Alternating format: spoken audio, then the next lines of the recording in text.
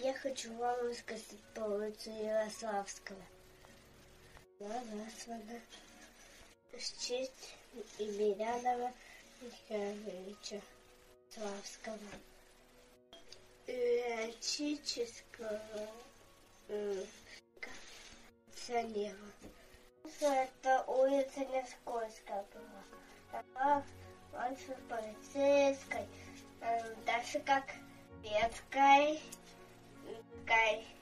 улицей. Улица начинается с улицы Хабалова, заканчивается улицей Дежнева.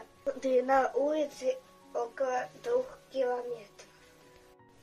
На улице Ярославского находятся такие здания: Иркутский городской суд, музыкальное училище, дом торговый. Улица Ярославского пересекает Теплое озеро.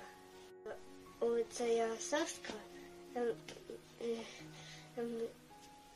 одна из центральных улиц города. Интересный факт: с односторонним движением. Улица Ярославского с односторонним движением была.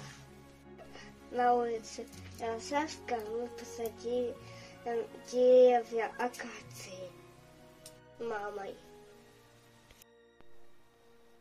Спасибо за внимание. Пока.